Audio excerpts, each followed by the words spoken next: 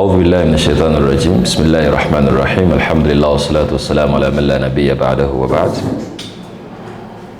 To Mr. Khalid, the Assistant Academic Registrar, Member General Assembly, Uganda Muslim Supreme Council, in absentia. To Mr. Khalid, the librarian and staff administrator, Kudu University. To Mr. Amin, the accountant, university accountant, and at the same time, the patron. Imam Jafar, Masjid Nur, Gulu.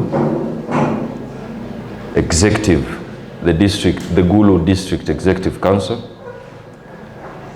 The Gulu University Muslim Students Association. Al-Hidayah Islam Media, led by Engineer Rajab. University students here, college students here, ladies and gentlemen, Assalamu alaikum wa rahmatullahi wa barakatuh to you all. All praise is due to Allah subhanahu wa ta'ala. May his peace and blessings be showered upon our beloved Prophet Muhammad sallallahu alayhi wa sallam, the one who fought tooth and nail for Islam to get to every corner of the world. I request Allah subhanahu wa ta'ala to bestow unto us and him his full blessings and mercy, and to whoever is to follow his footsteps until the day of judgment. Allahumma ameen. I'm personally humbled to be part of you guys today. And my wish is, how I wish I would try to extend my stay here so that I enjoy the beautiful faces around. Matter of fact, you guys, even when you're faking the smiles, you're good at that. So what I'm reading out of those smiles is nothing but being genuine to our visit here. So may Allah subhanahu wa ta'ala grant you that being genuine into your personalities. Allahumma ameen. Secondly, we had a discussion with the executive members, and we thought it wise to have this episode of the Islamic Dating and Marriage series, Gulu edition, this time round here with you guys. And we are going to discuss the whole gender crisis and the gender war situation. But normally, before we even proceed with the lecture, I normally throw out a question to the audience to just check the comprehensive level of my audience and how you approach stuff. Now, at least I will need two gentlemen and two ladies to answer, to submit something about this concern. What do you think is causing the hatred between the genders? In an angle, why do men talk bad and ill about ladies? Why do you hate ladies? If you're given a chance to say something about what is causing that hate to the ladies, why do you think as ladies you have nothing good to say about the men today? What is causing that hate? Have you understood the question? Yes, I think let's throw something about that. What is causing this whole hatred? You need to get married, you need to start up families, but at the same time you're hating each other. When you visit the social media algorithms, you'll get to understand that ladies, there is a lot of many statements that are built onto hatred as they are speaking about you. The same applies with men. When you're given a chance to talk about ladies, there is a lot of statements you're going to say out built on hatred as you're discussing and talking about the ladies. What's the reason of that? Please. The first gentleman is there. Who is the second one? The second one is there. The two ladies. Lady number one. The second lady.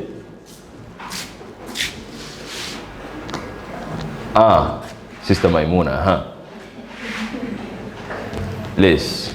Yes, brother. Yes.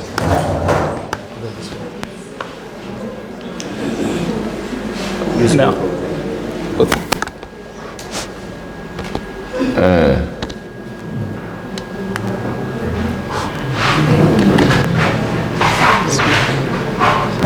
long press? Someone talked about long pressing it. نعم الحمد لله الذي بعد الثناء على الله ثم الصلاة والسلام على رسول الله صلى الله عليه وسلم. السلام عليكم ورحمة الله وبركاته. وعليكم السلام ورحمة الله وبركاته. Do you hate ladies? Personally, I don't, because I have my mom who is a lady, my sisters, and I'm also expecting to have daughters. I have no reason. It's a beautiful one. Why do you think is causing this whole hatred between from our side to the ladies? Why do you think men hate ladies and talk ill about them? So as a matter of fact, according to the way I'm in the view of this point, it has come a point whereby we have trended away from the Islamic teaching and norms. And after abandoning it, we went on to adapt the Western culture, whereby we all know that once we obey Allah and His Messenger, we shall live the best life ever. But as a result of us abandoning what we should be doing to have a good life and going for the Western culture, we found ourselves suffering the repercussions of this. And in this, we've had that feeling of not wanting each other. And in the end case, we are having scenarios whereby people are resorting to live out marriage, whereby someone to satisfy his or her sexual desires maybe just goes for prostitutes, or having this thing of boyfriend, girlfriend, maybe, or getting a girl or a boy for just for sex, and life continues. So conclusively, as I shouldn't take much of the time, I'm seeing this relying more on abandoning the Islamic teachings and adapting the Western culture, and thus we are suffering the consequences of this. Barakallahu fikum wa jazakumullahu khair. Assalamu alaikum wa rahmatullahi. Thank you, brother. Thank you, brother. The second brother was, the other. Yes. What's causing this reality? Why do men speak ill about ladies? Assalamu alaikum wa rahmatullahi wa barakatuh. Wa alaikum assalam wa rahmatullahi wa barakatuh. Alhamdulillah wa salatu wa salamu ala rasulillahi sallallahu alayhi wa sallam. My name is Sozi Huzaifa. Yes. A student of Gulu College of Health Sciences. My view concerning why ladies hate gents and why gents hate ladies, I think it is due to competition. You guys are competing with them? Yes. The reason we have failed to to associate with each other like in harmony, so we tend to want to compete with each other. So that causes the hatred. What kind of competition? Would you cite an example? For example, I will begin from the ladies' side. There is what we call women emancipation. What's that? Like, ladies tend to demand the equal rights with men. That's why you hate them? That's why they end up hating us. Now, for the gents, they fail to understand the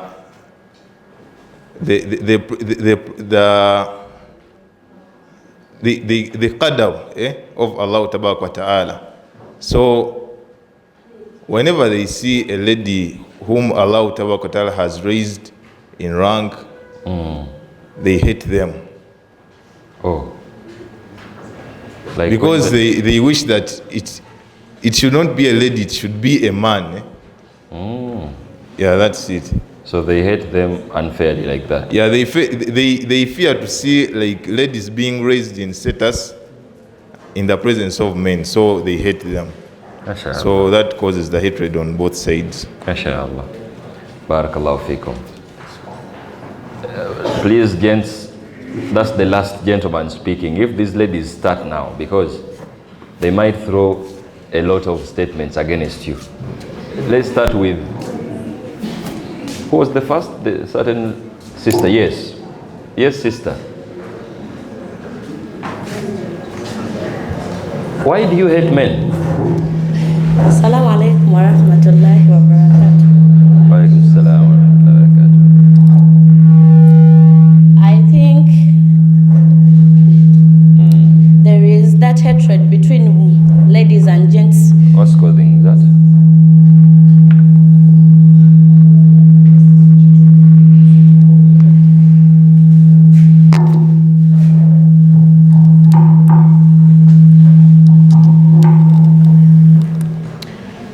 I think there is that hatred between ladies and gents because of the experiences from the past relationships. If a woman, like, sorry to say this, but nowadays people are dating start dating at a younger age. And in the process, they experience heartbreaks. And that person who experiences a heartbreak, he or she is going to start getting negative impressions about relationships. And in the process, she's going to develop that feeling that all men are the same, all women are the same. So basically, when this young girl starts relating with gents at an early stage, she's heartbroken, and at the end result, she hates men because of that. Yeah, I think because if there is that trust, thinking that the person is your everything, and in the process,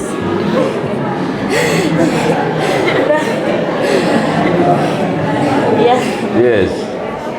Remember, I used the word dating at an early age. Yeah, dating at an early age. Like that ignorance, thinking that the person is the everything, without him or her, that person, if she or he experiences a heartbreak, she's going to be psychologically and emotionally tortured. Thus hating men. Thinking that they are all the same. Okay, so basically, this young girl is innocently hating men because of an experience one man made her go through. Yeah. Is it fair?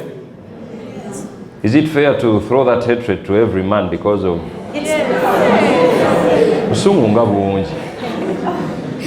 It's unfair, eh? Yes. You cannot blame that person because of the trust she had in that past relationship. Yeah. She's not in control. Okay. Barakallahu fikum. Yes, Sister Maimuna. Assalamualaikum warahmatullahi wabarakatuh. Wa alaikum salam wa rahmatullahi wa barakatuh. Hello. It's not working. My first view on that, as to why women may hate men, or as to why men may hate women. First of all, it's all about the religion. In which way? That you will experience a relationship, you are in a relationship of different religions. You're having Peter and you're Aisha. You get? Peter wants something, Aisha wants something. Peter wants to take alcohol, Aisha doesn't want to take alcohol. And at the end of it all, that disagreement, then it comes along within your relationship, and you end up being like, me I hate men because of this and this, they behave like this, they like to take alcohol, what and what. Then another thing is all about the family background. Guys, if you have ever seen a family where a dad beats up a mom every day, morning, evening, even the father doesn't have the manners, whether the children are there or are not there, he will come and be like, Mama Gundi, what's going on here? Why are these things all like this? You're insulting a lady in that way, without giving her respect in the sight of her children. So the family backgrounds, people get that my father used to behave like this, and you end up being like, maybe all men are like that. And at the end of it all, you end up being like, I won't get married because men behave like this and this. And then another reason as to why ladies may hate men, it's all about the personal grievances. Or you can say jealousness. Ladies have a lot of jealousness and envy. That is on record. Ladies, they have envy and jealousness. It is at a higher rate. You get? So you be there, you be like, the man is supposed to be mine alone. And then you end up knowing that we are 3 in a relationship. And of those 3, you are the one who is not what? Who is not halal. You're haram. You get? So, due to all those grievances, you be like, you expect a lot from a man. Yeah, that's true. That's true. You know yourselves, guys. So, So, like, this hatred, ladies hate men because these men put these ladies together in one relationship. yeah, in one relationship.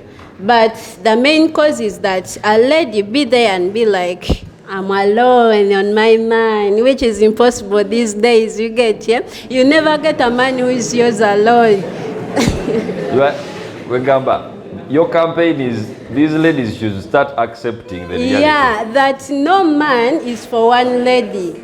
All men were created to have more than one what? One lady. So you should accept that defeat. And Why are you not clapping for her? Yes. And then another reason, it is the emotional expression. The emotional expression here comes in when a lady is too emotional. The emotional can be in verbal, facial, and even language. You get here? There are some people, for them, their emotion, even like a small thing like this, can make them cry. Even if you be like, but why don't you do this and this? You cry, and even you start saying, the man is like this, my man abuses me. Though he was telling you the right thing, then you end up hating what? Hating that man. Unfairly. Yeah. Then another reason is the societal norms, culture expectations, and then the personal experiences. The societal norms here may come in that there is a society where men they don't respect women in a manner that a lady should be respected. They are seeing them as minors, as a by the way. So if a lady goes to some other areas where women are highly respected and given their rights, that lady will be like, at our culture or at our society, ladies are not supposed to do this and this. They are just taken as minors. They are taken as kids, what and what. They are there just to produce and even take care of the home. You get? So if that person is expressed to or is exposed to a certain place where ladies can even go to work, they can even like, they own that sense of human. So when she comes back this side, she'll be like, but men this side, so that woman end up hating men. Then another one is the culture expectations and so on. Have a lot, but let me stop there. MashaAllah, barakallahu fikum. Before I even proceed, I want to speak to one man from this region, Acholi region, and one lady from Acholi region. Do we have any? Please. Wabaganye mumujeyo. Don't we? I only have one simple question. I want to get that reality check from this region when it comes to this gender war crisis. Do we have an Acholi man here that was raised in this region? We don't have any? Maybe a lady? Yes. Let me start with the sister. Please give us a picture in a minute when it comes to the gender roles, gender wars in this sub-region. Assalamu alaikum wa rahmatullahi wa barakatuh. Wa alaikum assalam wa rahmatullahi wa barakatuh. My name is Rahima Saidi, and I've been born and I've grown all my life here. MashaAllah. So, in northern Uganda, speaking, especially Gulu where I've been, I've grown seeing that, yes, the gender differences is quite vast between the genders, in a way that you see that, yes, once a man marries you, that's the nikah, and you become his wife, you find that, okay, one thing I've seen, you may forgive me, but the truth is... You are protected, don't worry. Once you're now the wife, that is it. Now you have to, you give birth, you take care of the home and all that. But then, as a couple, as we see the world is advancing, we need attention, we need the care, the love and what. But that is something I have grown up not seeing. Within the Gulu men? Yes. That is true. Don't laugh. That's the truth. And that's why most people, most of the ladies, if a man comes and the person is from this side, the person starts talking to you, we already have that perception in us. We start thinking, now, if I'm to say yes to this man, yes, he's going to marry me and he's going to put me there at home and all that, but that is not enough. You see, we need, yes, as my man, you have to be there for me and all that, provide, protect me, show me the love and care. But no, here, as long as you're at home with the kids and all that, that is it. Lastly, how would you like Gulu men to take care of their wives? Okay, for that, people, my simple advice is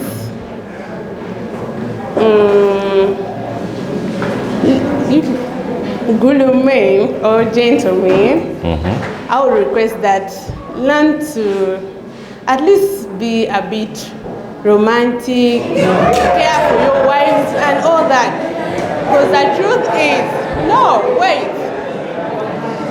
No, I'm not being harsh, I'm not being mean, but truth is, I've been in the central and I've other regions. Trust me, those men there, they take care of their wives. They really do take care of their wives, so that even though a man comes to them at this time, you find that a girl will say yes to the man and she will never regret that decision. But now, as if you say yes to a man at this time, a point in time will come, then you'll be like, why did I do this? Why did I say yes? But now you know, once you've entered marriage, sometimes there is no point of coming back. MashaAllah. So that is it. Barakallahu fikum. One last gentleman to speak for the Gulu men. Do we have any? Yes, we have a brother here. The first, a brother here, yes.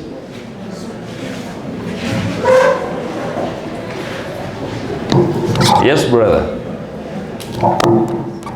Represent us well. Yes. Assalamu alaikum, brothers and sisters. Wa alaikum salam. To me, as a real Acholi boy, what I know, all our grandfathers, traditionally, I think they were Islam. Because if you see in the tradition, all our grandfathers, they had more than 2 wives. And that is what ladies don't like nowadays. So our girls here, they want 1 man, 1 woman. Of which is not a culture in our culture. Those days, you find in a home, like the whole of this faculty is for one man, you will be having like 5, 6 women, of which all of them will be loving him the same way. But nowadays you try bringing 2 wives, you see war there. So that is what is bringing the problem. Okay. So my humble request to our ladies, accept the culture. But why? How would you respond to a sister's claim that Gulu men are not caring?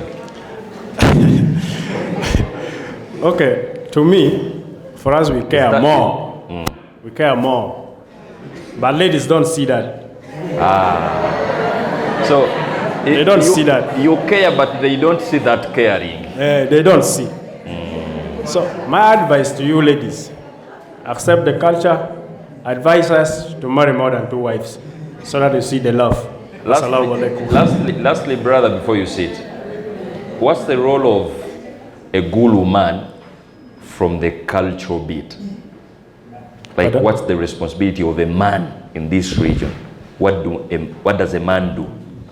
Okay, our responsibility, we are supposed to provide, like, bring food to the table, pay school fees, and yeah, marry more wives. That is what I know.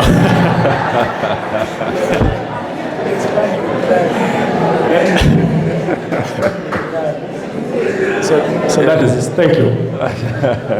Barakallahu fikum, barakallahu fikum. Thank you for a beautiful submission. May Allah subhanahu wa ta'ala advance us all in knowledge. Allahumma ameen. I would like to prepare my audience today that this whole gender crisis is a reality, a sad reality happening today.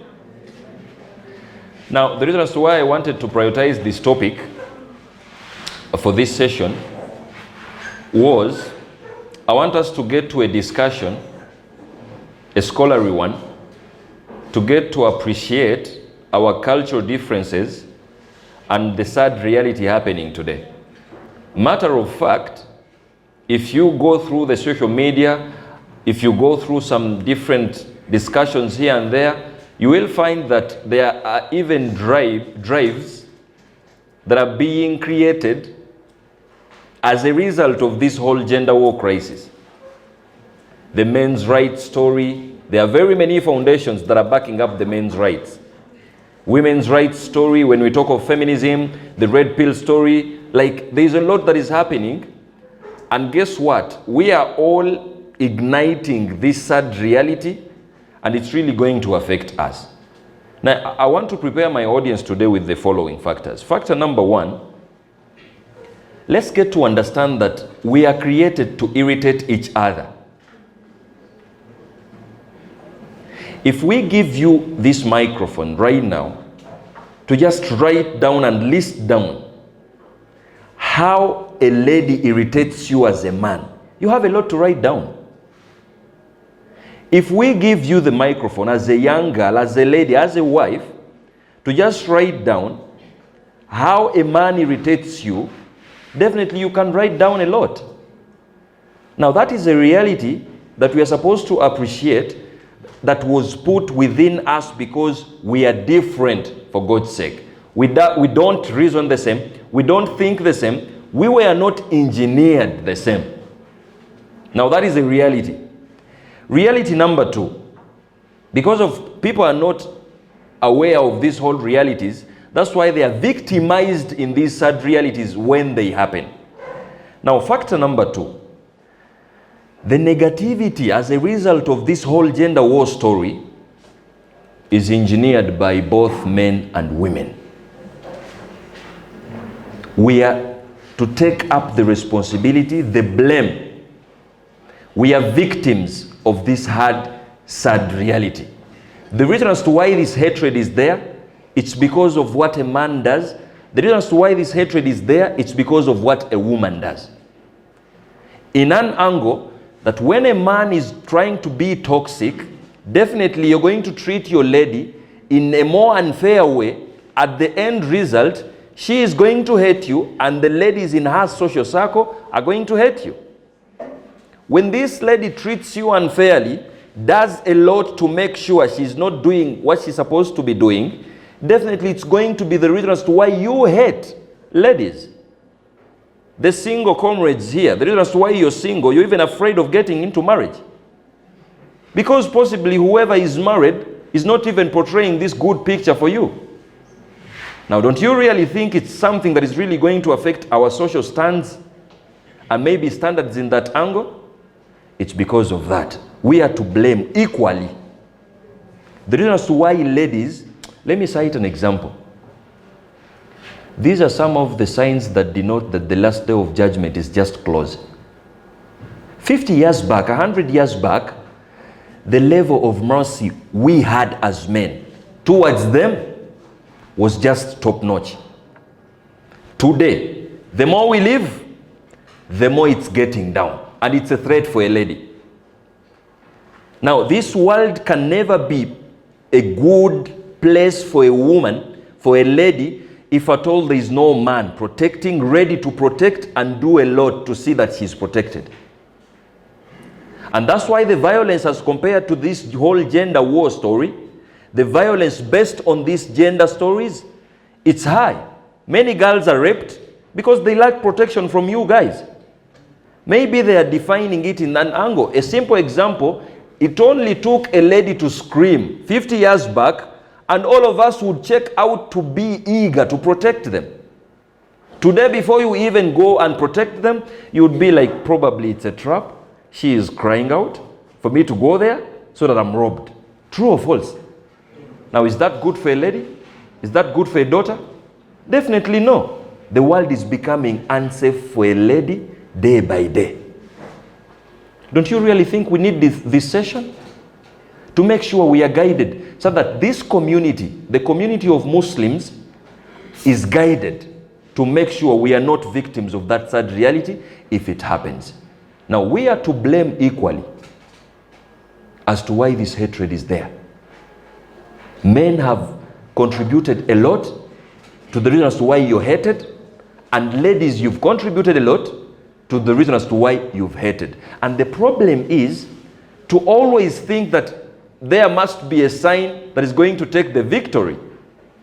When you're talking about this gender difference, please appreciate that both of you can be right even in your different angles.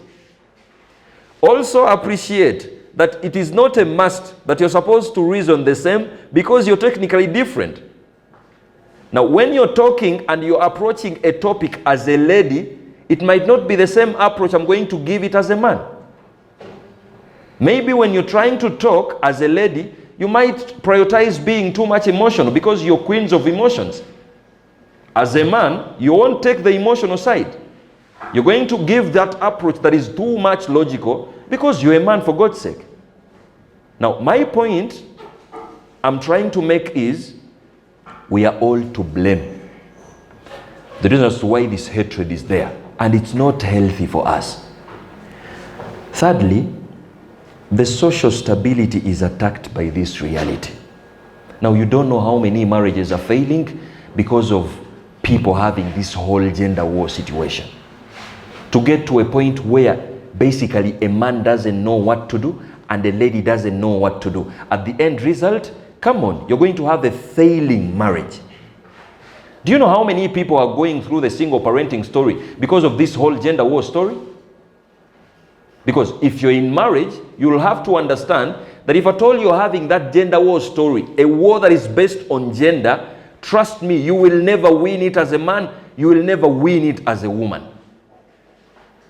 It's like basically trying to win a battle where you have no accolades to even win it and go through it. Now, matter of fact is, our social stability is attacked with this sad reality, the single parenting story. Do you know how many people are not even ready? Our young girls and young men, they are not ready to even start families because of that biasness they have as compared, or maybe as a result of what they believe in. Definitely it's a lot. How many married people are here? Raise up the hand.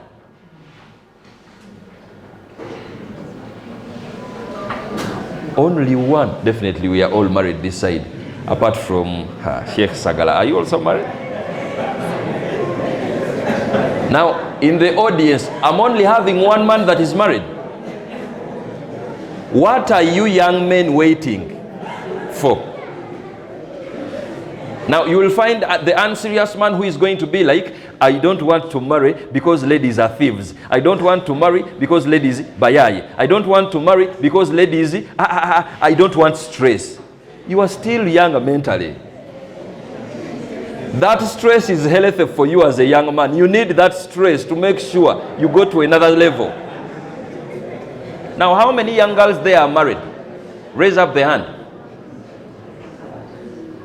This is your market. Marry them. From here, call the parents, marry them. You are single and they are also single.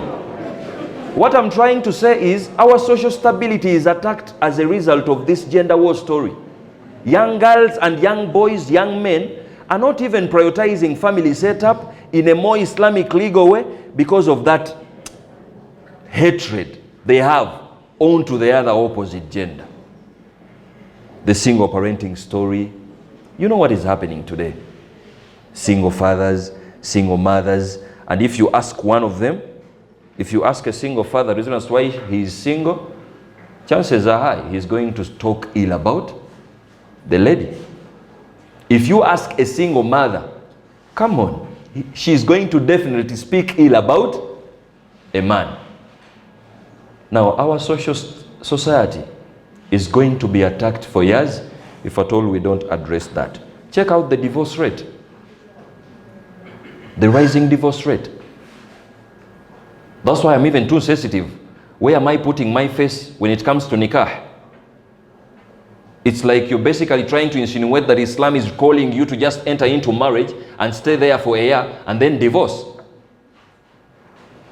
Because you're academicians, you know very well the number one primary reason as to why the divorce rate is always going up, it's because of this gender war story. The lady you're trying to marry as a wife is having that gender war within her mind, and she's not having this discussion elsewhere. Definitely you're going to part ways. Is it even healthy for your kids? Every son and daughter would prioritize to stay under a father and a mother, even with that difference. Now that's why we need this discussion. Now our Islamic wisdom came to make sure it guides us, to appreciate what is going on today, and to make sure we bring the Islamic wisdom, we mix it with this sad reality to make sure we are not victimized in it, rather we are shining out of it because we are a society that is always guided. Principle number one, Allah intended to create us as male and female differently. وَلَيْسَ الذَّكَرْ كَالْأُنْثَى. Allah is like, come on, a man is not like a woman. We are different, totally different. We are different psychologically, physiologically we are different, our intellect is different, like we are not the same, and that is what our Creator is trying to tell us. Now, because you're victims of love, and as a result of whatever factors is influencing your love, you guys think just because you're in marriage, you need to reason the same. Who told you that? The fact that you're a man and you're a woman, it's a load. It's just enough to understand that you're different, and wallahi, your Creator knows that. Your strength as a man is not the strength of a woman. The strength of a woman is not your strength. Isn't that enough for you to understand that we don't even need this whole competition between genders? This whole drives feminism, women emancipations, men, now today even men have started. Men rights, men, boy child D, conferences are like conferences. Like, what are you competing for? We are not the same. It's like you're trying to teach people, is a cat and a hen the same? Is a lion and a goat the same? Would you even try to even confuse yourself and to try in a debate between how a cat views the world and how a lion views the world? As a man, if you reason as a lady, it's a threat to your manhood. If you're not sensitive in this whole gender war, you're the same man that is going to shame us into being a man. As a lady, if at all you reason and do everything like a man, you're losing the beauty in being a female. Because your point of attraction is that femininity, being a woman. Now, because of that, people don't know that we are different, and it's the design of Allah in that angle. We are not going to reason like the same. We are not going to understand everything the same. Possibly, even our angle of analyzing stuff is going to be totally different. Now, if you appreciate that reality, that verse is only enough. وَلَيْسَ الذَّكَرْ كَالْأُنْثَى. Allah's strength, as he was trying to put strength in a man, he knew that there is a lady. Now, you know what is happening today? As young girls that are at university, just in years, you're another generation of people that are influencing society. What does it take to be a woman in a society? Now, Islam is coming in to be like, even when you're in the drives of feminism, the drives of women emancipation, it's very okay if you're fighting for your rights. Very okay. But please don't forget your number one role, because we are different, remember. Now, it doesn't add up for a woman to be like, a man is not protecting, a man is not providing, yet in first place, you're not even positioning yourself to fit the titles of this man. Does it add up? Do you know how hard it is to provide to a lady who is not basically a wife? Have you ever tried that? Do you know how painful it is to protect? As a man, you prioritize your family because you do a lot to make sure your family is protected from any harm, even when it means taking your life. Islam is like you're a martyr if you die protecting your wife and family. Are you ready to die for your wife? Really today?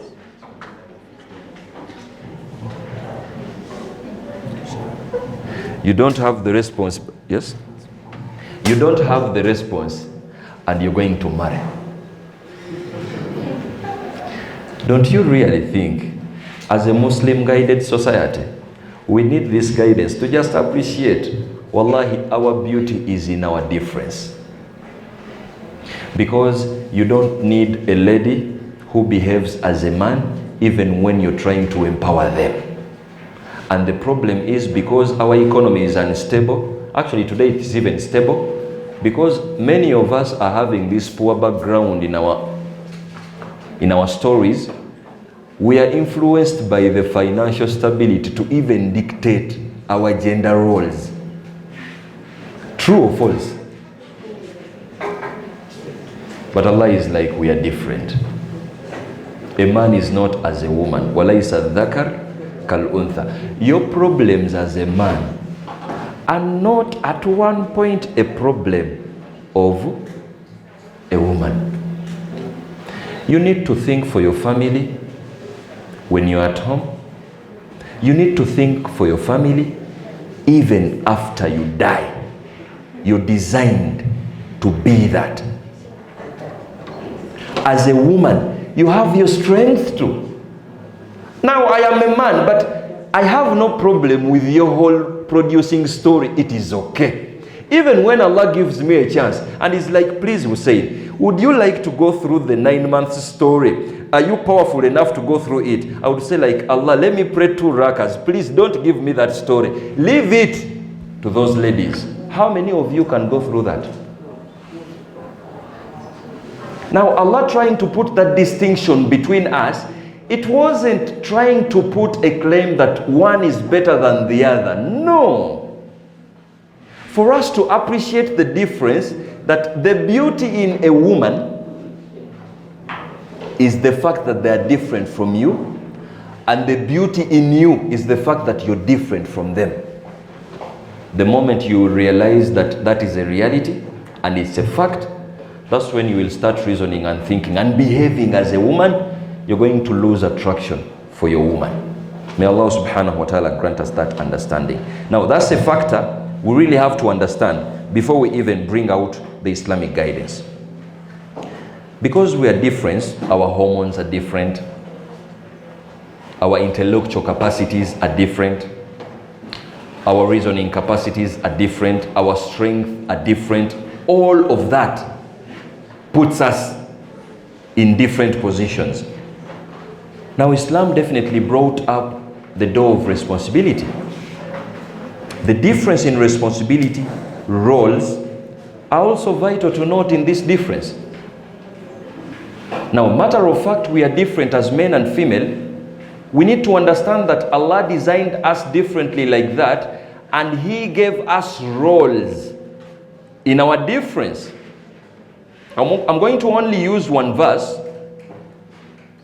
where Allah subhanahu wa ta'ala basically tried to remind us our roles in our society, to just make sure we don't lose track as a community, we don't lose track as an Islamic fraternity, to make sure we are living this whole life, even with this crisis we are going in, we go through it in a more harmonious way. A'udhu billahi minash shaitanir rajim. Now, it's today where we are even sensitive when we are trying to speak out the roles of each gender respectively. Okay, what is the role of a man in a community, in a family? To protect and provide. Protecting and providing basically means you're going to protect your family even when it means your life being taken. Providing basically means you're going to provide for your family even when you're happy and sad about them, they're making you upset, you still keep the discipline of protecting them. Is it your role or not? You know that, right? What is the role of a woman in a society? What?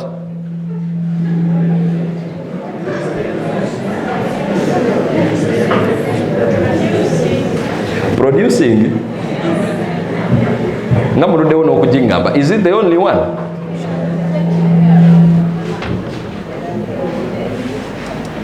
What is the role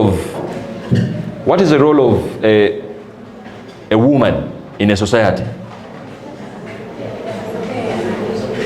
Care. Now let me give you this background. Islam is a religion that probably anticipated that we might get in times where this whole gender war story is going to affect us. That's why we have this guidance in our religion. Guidance number one, Islam prepared you as a man by trying to give you an attribute, al-qiwama. A'udhu billahi minash shaitanir rajim. Ar-rijalu qawwamuna 'ala an-nisa. When you visit the Arabic literal meaning of the word qawwamuna, it basically has a lot of meanings under it. Amongst them, commitment is part of it, providing is part of it, protecting is part of it.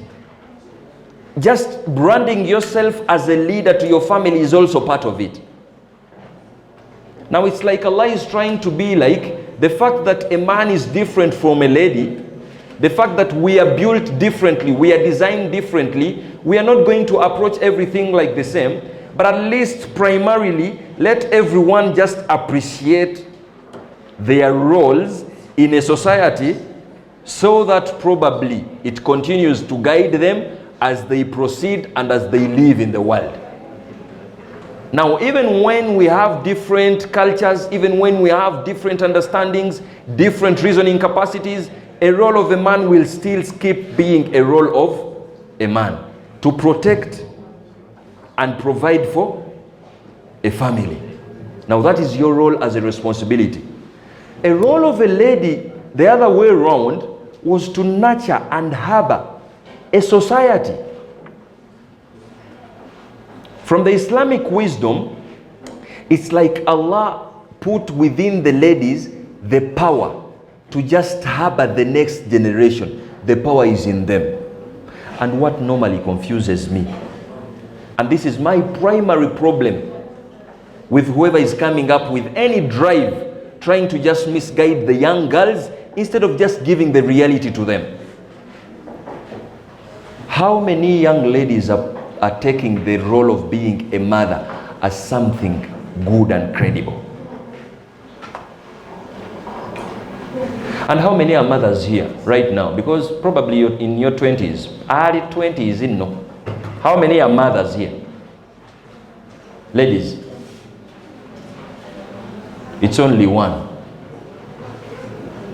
But Islam trained us to understand your role as a man is to protect and serve, or maybe and provide for your family.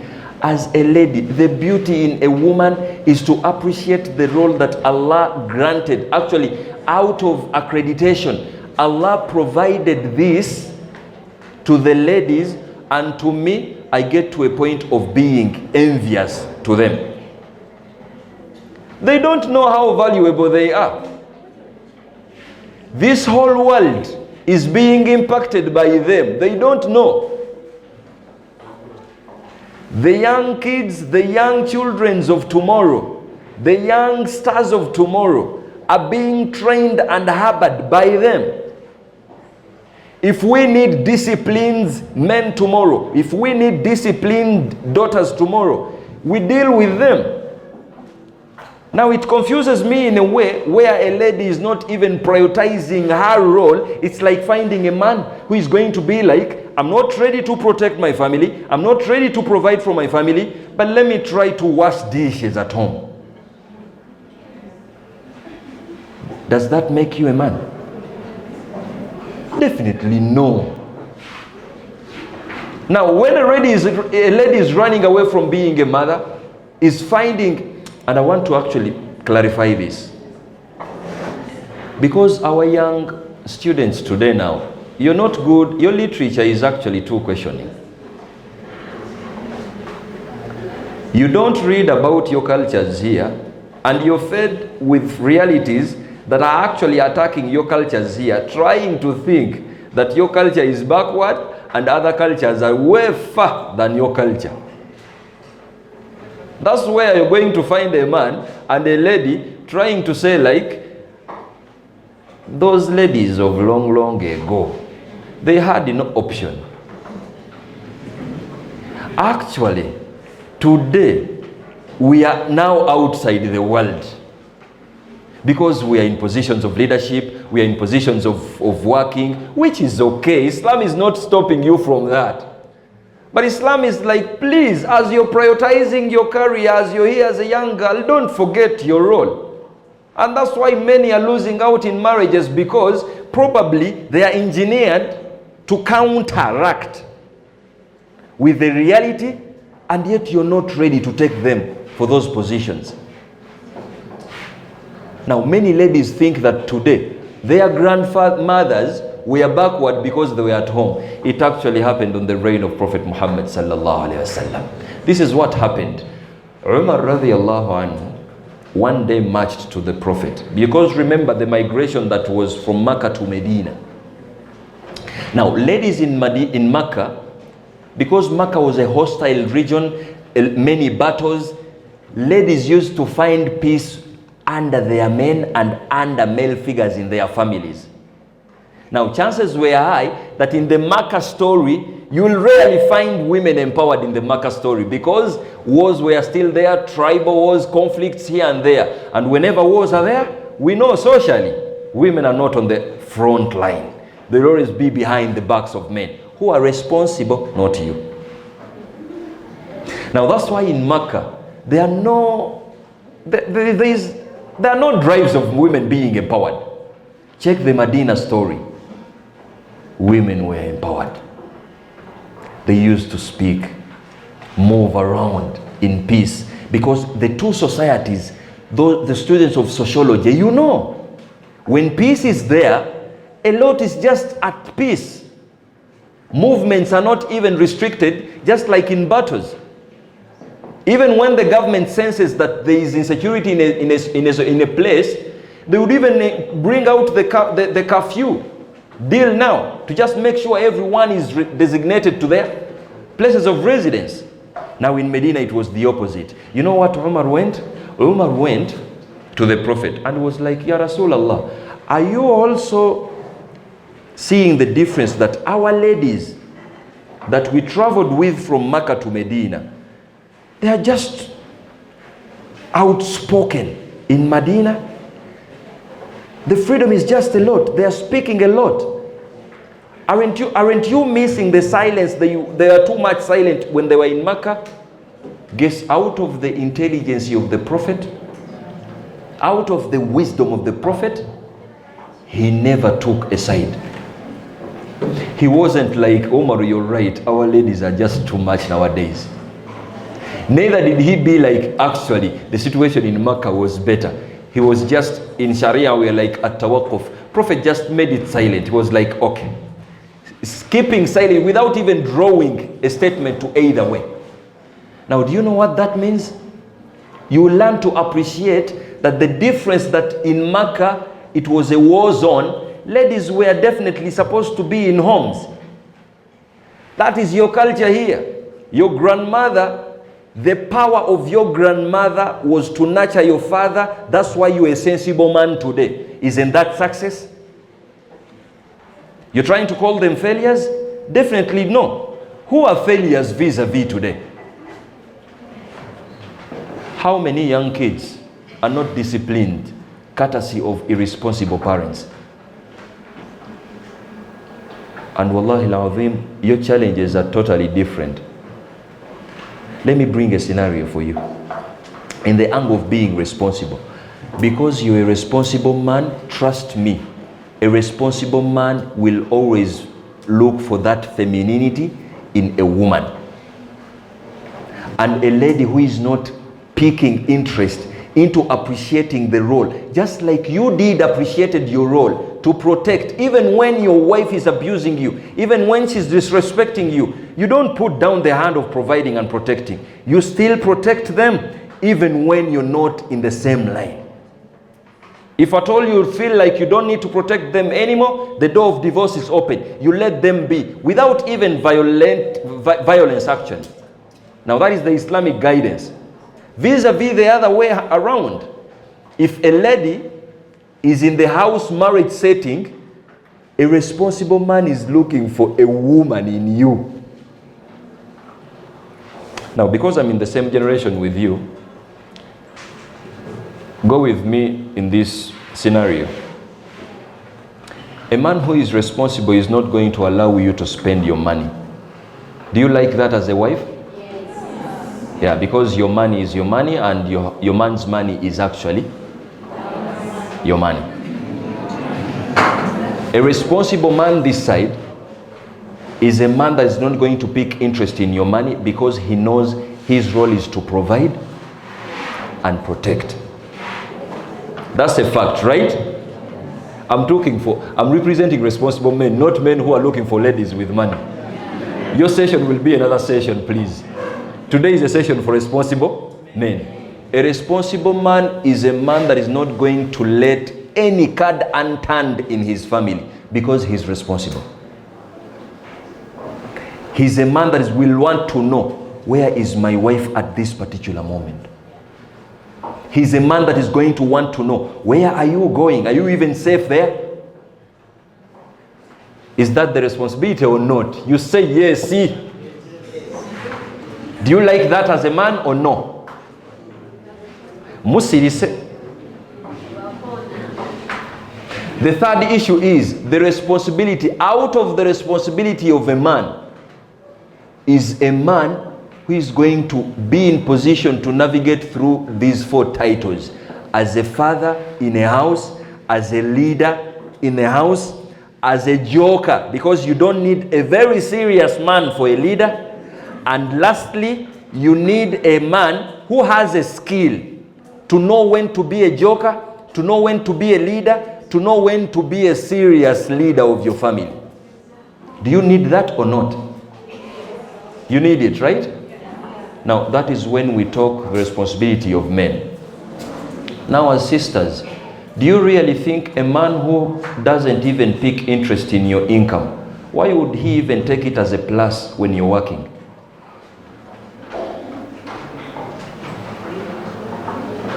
Because a responsible man you're looking for is not even bothered with your 1M you're trying to put as income. Because even when you want to buy something in the house, he's going to be like, no. Your money is your money. This is my home, don't buy. That is a responsible man. The problem, you don't have responsible men. Now, it's like I'm just setting out a movie. But a responsible man is that. But now, even the other way around, do you know what it means? Like, seriously, I know I have ladies who are my age mates and they are not too much young. Are you sure it wouldn't burden you as a lady who is earning to be closed, not to spend on your house in marriage? Would you like that? Would you like that? You're earning 4M a month. You're looking for this responsible man who is not interested in your money. And he's going to be like, even when you want to buy a TV screen, I don't want to find anything in my house, not from my pocket. Leave my tuition for my kids, even when they are at school and they are sent back at home, don't pay your money. It is my money. That is the language of responsible men. But your sentence are more. Now, chances are high because of that difference, you're going to end up getting involved with irresponsible men. This is the whole 50-50 story. Because you're branding yourself to attract an irresponsible man who is going to buy interest in your other secondary accolades instead of just basically getting attracted from your primary role, basically being a woman. Now that's why you're not even finding a wife to marry. How many ladies are engineered to just handle a man who is stressful? What course unit is that in your course? Don't you need it? Do you need it or not? Do you know how difficult it is to be a wife who is a peace giver in a home, who is an effective mother, effective working because you're going to work tomorrow? Do you know how hard it is to balance 3 titles at the same time? An effective worker because you have a career, effective mother because you have young ones, and lastly, an effective wife. Have you thought of that reality? Because that's the reality that you're going to enter in. Don't we need those discussions today? Because as a man, they are ready, they know their role, but they just want to get attracted from the femininity point of view. Now, to you, you're thinking that this responsible man is going to want me with my job. If a man comes to you and they're asking you, how much do you earn? You say out, I earn 1 million. And he's smiling. It is a red flag. And then tomorrow, the same man is going to be like, I don't have money, you buy for a month. And then you're trying to blame Allah. You're like, Allah, I requested you for a responsible man. Responsible men are attracted to ladies they are capable of protecting and providing. They don't look for counterparts the other way around. Now, why am I saying this? It's as a result of this gender war story. I want you to quote me well. Prioritize your career. Get a first-class degree. But please understand, if you want to be a mother tomorrow, it's a discussion you really want to go through. Because a responsible man, Okuja Kongo, you want an irresponsible man, they are there also. Wallahi, they are here. If you want a responsible man, they are here with us. You get attached to, you start up a family with those irresponsibility, irresponsible wife, irresponsible husband, you go in your marriage. But if you want a responsible man, that alone would be something you really have to get to discuss with them to make sure the gender roles are given. Now, Islam wants to prepare our society in that angle. May Allah subhanahu wa ta'ala guide us to the best. Now, because this community, the generation of ours, I would say chances are high we happen to be a confused generation. That's why we are going to be victims of this whole story. And as a young man, I would just give the Islamic piece of advice to you, and I'm like, please, try your level best to represent us well. Now, it's not easy to be a man. Your levels of patience really have to be high. Your patience is not compared to the patience of your wife. The gender war story is going to train you to check, my wife, she's not patient. Nang, I'm not supposed to also be that patient. Come on, you're not a man. Your levels of tolerance are supposed to be engineered also, elevated at some point. Because the sweetness in this, when your wife is pregnant, she doesn't look well, matter of fact. Because you never married them because of that size. And some ladies, their looks change vigorously as they are pregnant. True or false? Now, we don't need a woman in your being a man, because a woman in your being a man is going to be like, you don't look good, please let me go away. The levels of tolerance and patience for you as a man is to stick by her side, committed, even with the reality that she is stressing in that situation. That's a man you need. Now, when we are like, please, your levels of tolerance have to be high. Maybe the hormones in your wife are going to change as they are pregnant. They are not even aware what they are going to do as they are pregnant. The assurance, the protection is, you assure them that your levels of tolerance, your levels of patience are not on the pace of ladies. If they are on that pace, definitely you wouldn't be a man. The patience in a way, one day as you get married, your woman is going to abuse and disrespect you. True or false? True. Because they are emotional beings. Maybe she's going to get upset there and then, and she's going to say one statement that is going to break your personality for a year. But you're not going to chase them back home. You will prioritize the greater good out of that, because she's technically the mother of your kids. Now, that's a man Islam is trying to build up. And if you take up your role as that, you're doing us proud. Even with the gender war story, please just make sure you are a man. Even when you're in line with this woman who is not good, who is not respectful, it is okay. Just detach from her. Continue being that, because that's what makes you a man. You're not like a woman. And because of that, that's why she's attracted to you. Only that she doesn't know. Actually, we have a couple here. The reason as to why you got together, it's because you behaved like a woman. That's why she loved you. And you're smiling in that couple. You don't know that when Sirius comes in,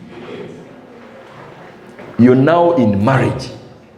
That is not a field for people who are just starting to act. It's a reality check. These discussions you're in, I don't wash plates, I don't cook, I can't be there, I can't kneel. Those are young discussions to just make you busy right now, because when you enter in marriage, reality check comes in. Now, I understand Islam, the other way around, even designed a lady to remind them their roles. This is what we are doing today, to make sure there is no a clash between the Muslims, male and female gender story. Leave that war elsewhere in a community that is not guided, but for us, we are guided. Our mothers and grandmothers staying at home and taking good care of your father, that's why you're a sensible kid today. Chances are high, we have very many kids, the Gen Z story. that are as a result of single parenting, single father and single mother, that's your wife to be tomorrow. Now, you really want to say that a child who grew up when a father and mother is around is technically the same as a child who grew up with a single father? Definitely no. Which is very okay, because this is all our realities, but it's a reality that is happening for you to get lessons. Now, Islam is like, no, they were not failures then. What we need to do is to copy the good and make sure your title as a lady is just untouched. It is too hard to be an effective wife and an effective mother and an effective working lady. And I normally give advice to my university girl students. And I'm like, because of this whole wisdom, why do you even prioritize being employed? Why don't you create your own jobs? That's where your peace is. I can't just imagine my wife having a boss who is going to be like, Zuku kasawa kumi, wake up at 4, go out and come back at 9 p.m. 9 p.m. I am a loser as a husband. You don't just make my wife a slave like that, and I'm a man in a picture. No. What I'm supposed to do is to make sure my lady is empowered, to make sure she's not in that. That is my role, and that's the true sense of providing. Your ego, your reputation is down because of the wives. You are earning 2 million. 2M a month.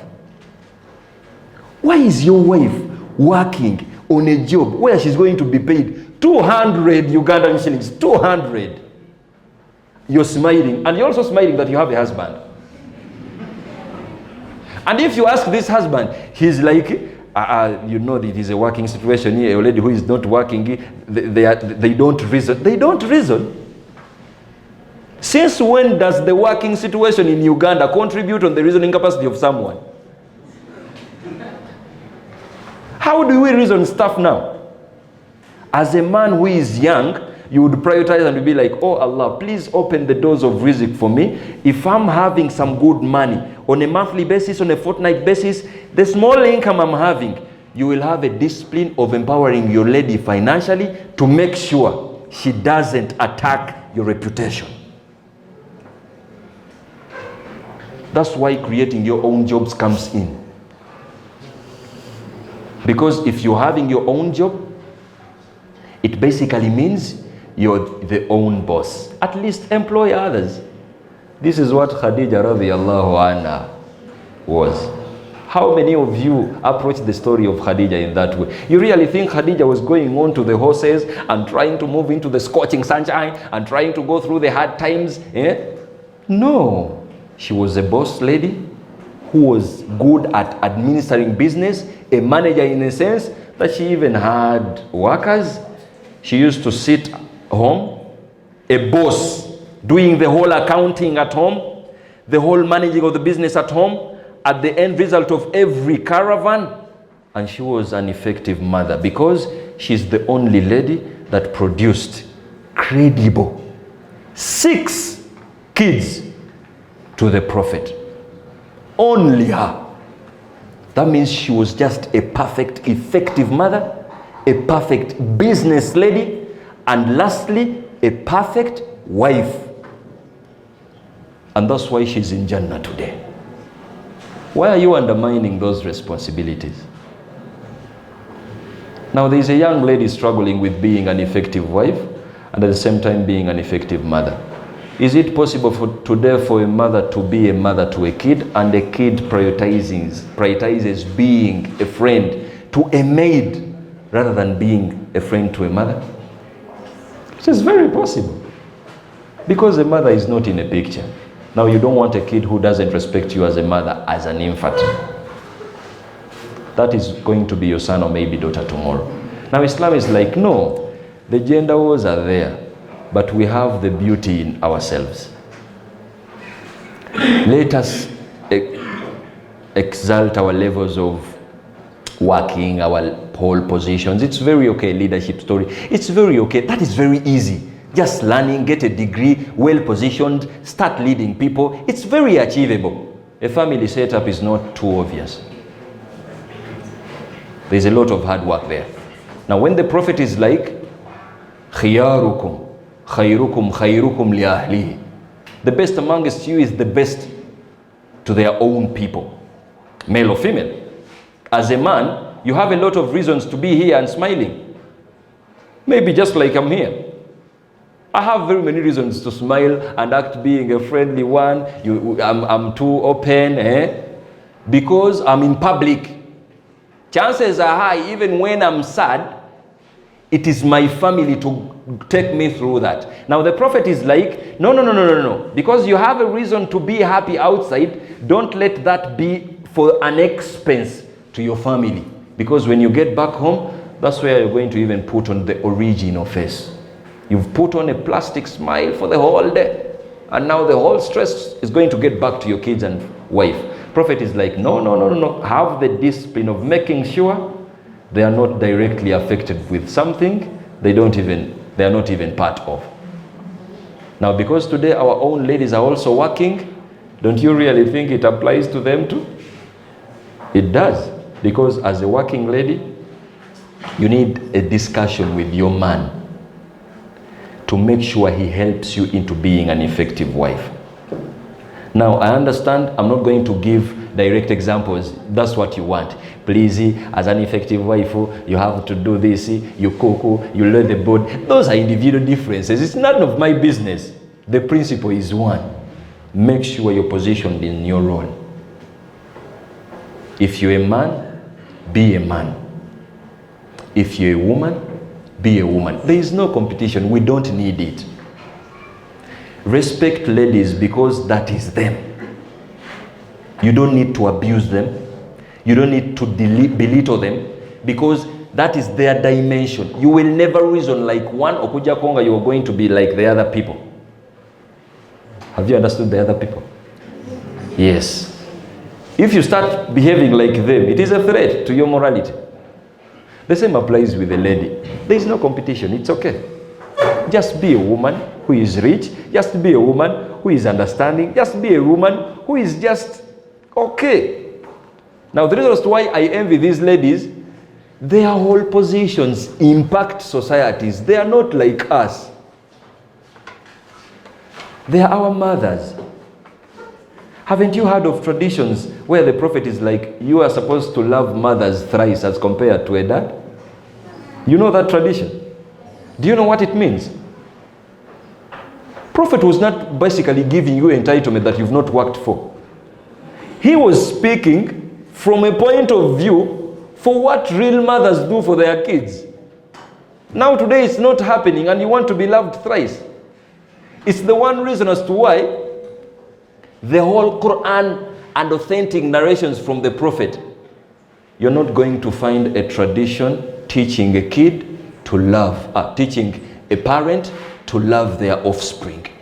Because it is pretty obvious, that is the originality. You give birth to a kid, you love them obviously.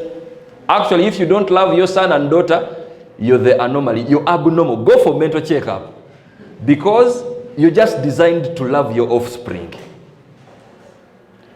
But the whole narrations and Quranic verses are onto your offspring, your son and daughter, a young one. Even when you're going to inform them that my son, I remember when you were still young, you used to cry. You even urinated on me. On an occasion, wallahi, he or she doesn't remember. Chances are high.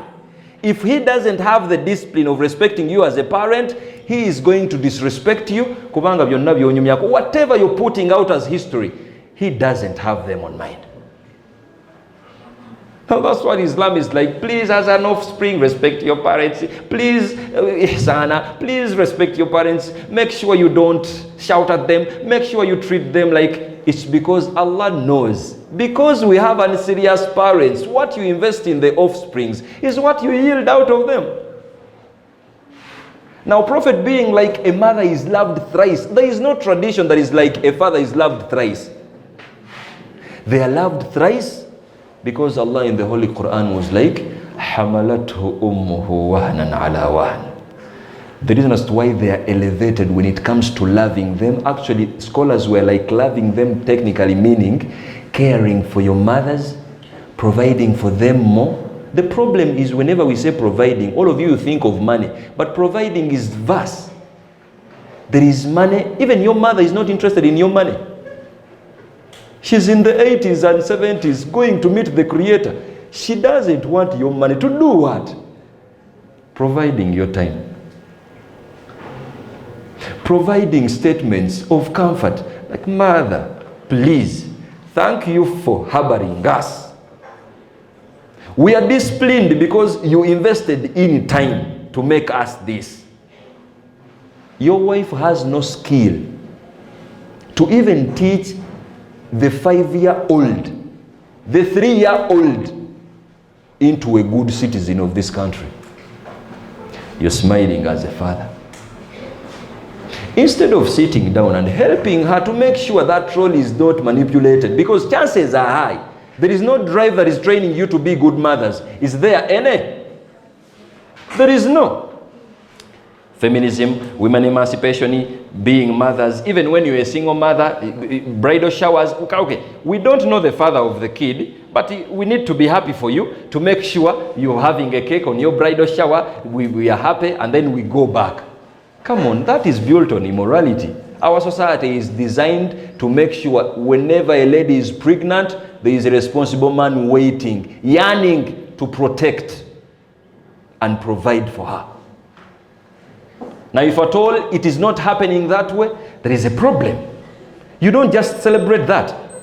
You sit down and rectify the problem instead of chevaito okwekaza. What is okwekaza in English? Drying yourself. You technically have a story that is not right. Instead of putting the story right, you're trying to just create false happiness out of it. It doesn't work that way. Now, basically being a mother, and wallahi la'azim, we are okay with that. Let them take up the 3 accolades. It's okay, let's take 1. And the other issue is, it would be very easy for the kids to understand that fathers are doing a lot because they are providing. The effort of a lady would go unnoticed. That's why Prophet was like, let them be loved thrice. Now, when your young kid is seeing a father coming home with a polythene bag, you're there from morning to evening, you're breastfeeding, chances are high, because he or she is still young, they might be influenced to think that father is too much important and mother is not doing everything, because we are designed like that. We don't value what we have, we value what we want. Now Prophet is like, we don't want the efforts of a lady to go unnoticed. Let them be loved thrice, and then a man comes in the 4th position. Now, how many ladies are actually doing to make sure they deserve to be loved thrice? When even your kid stopped breastfeeding on your milk, at what? Wamuleka miezi emeka? 3 months. Because your boss the leave is over. Now you leave this young one with a maid, you pump, because technology is there, you pump the milk, you are okay, you don't have issues biologically. You have your milk in the breast. But now you pump, you put in the fridge. This young boy, breastfeeding in Islam is not for only fooling the belly of the little one. You're missing out connection with your blood. Now, you would be a failure as a mother 20 years from now if your kid has no discipline of respecting you as a mother, even when you're riding a nice car. Now, Islam just wants to remind you. It's like, no, come on. Don't lose track. Buy that car. Fix time to give your little one. I have my friends, my trainees, and I'm actually proud of them. It's a group of 5 girls. Clever. Working. But they prioritized giving time when they got pregnant, giving time to their born kids, and then they are to resume their businesses after some time. And what confuses me is, even a lady that is under a providing man would be on tension desperately to find something to do. True or false? Because the society is training us to be that. Please find something, find something, find something, find something. It's not the matter of finding something. Find something as a result of actually doing that something, giving it the whole energy, not just being desperate of doing that. Now, as a mother, they are respected. As sisters, they are respected because they are the reasons as to why the parents are going to even enter Jannah. Not you. The Prophet was like, if any parent has a daughter, or maybe two, and they invest into just nurturing them to be good, responsible citizens, it's hard to raise a girl child uncompromised. To get to 25 years and they are still virgins in this Uganda. Actually, those parents, we need to give them awards. This sexualized society. In P7, she's being disturbed. In senior 4, she's being disturbed. In senior 6, she's being disturbed because the society is sexualized. Even on television, she's watching sexualized content. But even with those realities, she's still uncompromised. Prophet is like, me and those parents, we are going to be like this in Jannah. It only works on them. For you as a man, if you're too unserious to that level, the world is going to teach you the right way. That's why we don't even waste a lot of time on you. You abuse your elders, you don't respect elders, you reason like a younger boy. It's okay, you're still in your early 20s. 30 is coming. There is also 40. Even if 50 is coming, by the time you click 50, without having anyone calling you husband, that's when you will understand that you are a failure as a man. Maybe getting to 50, when your firstborn is in top class, graduate, that's when you will understand that I wasted a lot of time as a young man, instead of actually being responsible. Now, because I'm in the Acholi region, as I'm winding up, because time is up, because I'm in this region, our African society has its own way of graduating us men. An 18-year-old man 50 years back is not our 18-year-old man today. True or false? The 18-year back then had the skills of hunting, had the skills that you don't even term that work. The only work you understand is the work of having an office, going to the job and coming back. To you, that is work. Now, the hunting, the whole coordination they had, you don't even term it as work. The 18 years that side, they had skills of hunting. Do you know what it means, hunting a cob in a jungle? A cob that runs. Do you really think your sciences are not the same like the sciences then? Just strategizing to capture a cob for your wife and kids to eat, it meant you had to. They were clever men. At 18, they have families. At 20, they have sons. At 30, they are grandfathers. Successful men. There is you of 30 today. Actually, 25. All you know is game. You are a man, but all you know, video games, What else? You are unbothered actually. You are okay at 25 Okubanga, you don't even have no skill. And after at university, after you're done with university at 23, 25, there is also some years there of looking for what to do. Because we are in Uganda, like me. There are those years you don't know what to do, like, what should I do? 5, if you're less unlucky. You're now 30. You get a job where you're earning 500.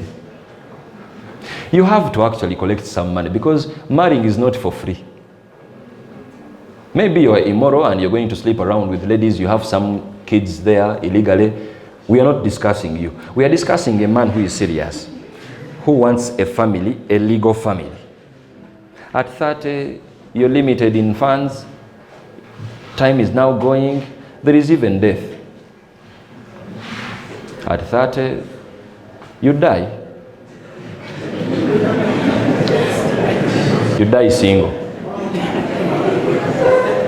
And when I remember the prophet, the hadith prophet's narration, Ibn Abbas narrates that the prophet naha anil wihda.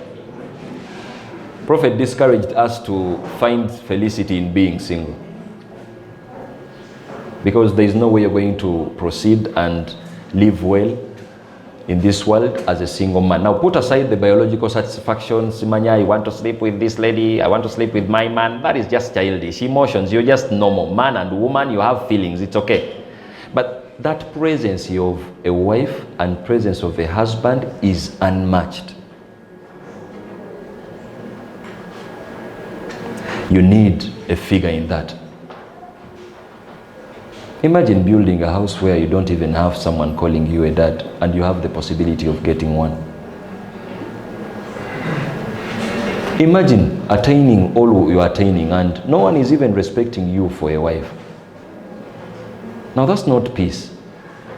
And these whole drives are trying to portray this picture for us. It is good, just work, like it's like life is just about earning good, lots of money, building buildings, like buildings, and no, life is beyond that. That is just a dimension of it. There is also the family setup, just being in a family, and you know there are some people that are just praying for you to be okay. Mentally it works for you. Just having a reason to live tomorrow. Now when you see a young man riding a boda just like in movies, they are single. They are single. If you have a younger kid who is waiting for you to call papa at home, you would ride that bicycle as a man who is responsible, because your wife is on you, your kids are on you. Actually, you've not even prepared for them. You're thinking for them. You're like, oh Allah, if I'm to die, I'm not going to put a reason for me to die. I will die when it is ajal. But for me to put a reason, I will not. You will ride properly. You go, they call you papa. You charge for the next day. You go and work again. That's the energy you want. May Allah grant those who want that energy in your life. If you don't want it, it is okay. May Allah also make you comfortable in your world, because it is a free world. If you want it, you get it. If you don't want it, Allah is not going to bring it to you. May Allah subhanahu wa ta'ala guide us to the best. I think we've discussed and had guidance from the Islamic wisdom when it comes to this whole gender story. Let's respect our genders. Just because there is this one lady who was not nice to you doesn't necessarily mean all ladies are evil. Come on, that is stereotyping. There are some beautiful souls out there. Be good. Be good to make sure you at least respect them. Yes, stop those stereotyping. And just because you had this one man who was irresponsible, because today, matter of fact, irresponsible men are many, and it's those men that you use to define all of us. Now, chances are high, if you get in touch with them, please, they don't define, they don't represent all men. That is stereotyping. It is basically your experience. Mature, outgrow that reality, and you're like, there are some good people out there. May Allah subhanahu wa ta'ala guide those who are single here to make sure you get your fellow partners who match your energy. May Allah subhanahu wa ta'ala provide marriage to you. May Allah subhanahu wa ta'ala enable you into being responsible men.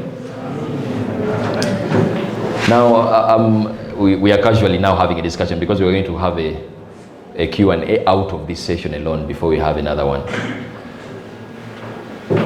Our challenges today are kind of unique when it comes to our family setup.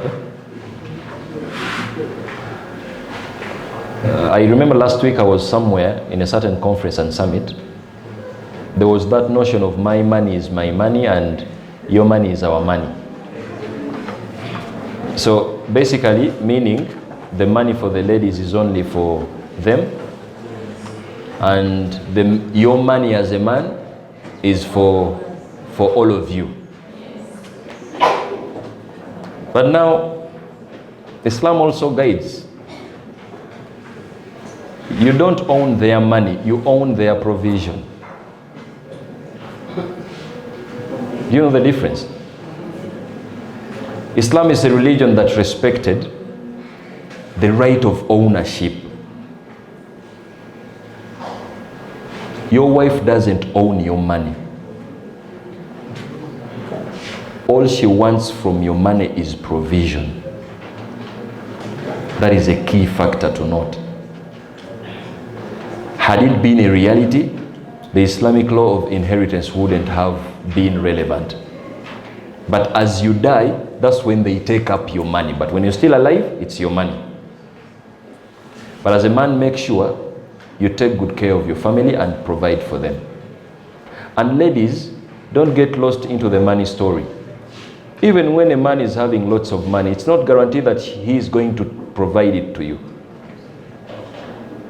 The discipline of providing is not an easy discipline, most especially to someone who has. Now it hits different when a man is already having these lots of money and they don't have the discipline of giving it to you. So Islam is like, no, prioritize the getting that provision from the man. And lastly, if at all this gender war story is addressed, it will help.